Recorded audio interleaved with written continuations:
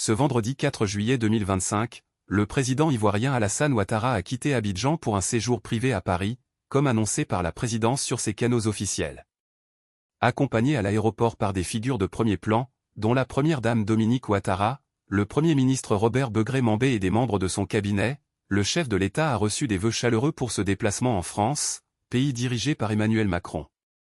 Si l'agenda officiel reste confidentiel, des sources proches de la présidence révèlent que ce séjour pourrait inclure des contrôles médicaux, des rencontres personnelles et des discussions stratégiques sur l'élection présidentielle d'octobre 2025 en Côte d'Ivoire. Ce voyage intervient dans un contexte politique brûlant.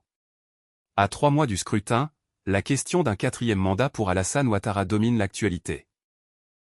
Le 22 juin dernier, lors du 2 congrès ordinaire du RHDP à Abidjan, plus de 100 000 militants ont acclamé leur leader, le désignant comme leur candidat pour 2025. Face à cet engouement, Ouattara a promis une décision mûrement réfléchie, déclarant « Je vous ai compris. Je vous remercie pour votre confiance. Je prendrai, dans les jours qui viennent, une décision en mon âme et conscience. » Ces mots, prononcés sous un tonnerre d'applaudissements, ont ravivé les spéculations sur ses intentions. Mais la perspective d'un 4e mandat divise profondément. L'opposition, menée par des figures comme Justine Koné-Katinan du PPACI, le parti de Laurent Gbagbo, s'oppose farouchement à cette hypothèse.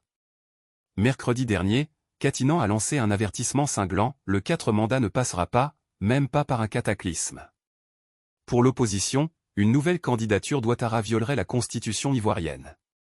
Ce débat n'est pas nouveau. En 2020, Ouattara avait déjà surpris en se présentant pour un 3e mandat, invoquant un « cas de force majeure » après le décès de son dauphin, Amadou Gon Coulibaly.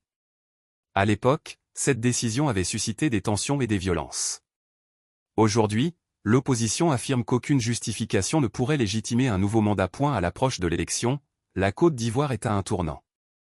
Chaque déplacement du président, chaque déclaration, est scruté avec attention. Ce séjour à Paris, bien que présenté comme privé, pourrait être déterminant pour l'avenir politique du pays. Ouattara, fort de son expérience et de l'appui de son parti, pèsera-t-il le pour et le contre d'une nouvelle candidature? Ou cédera-t-il la place à une nouvelle génération, comme il l'avait promis en 2020?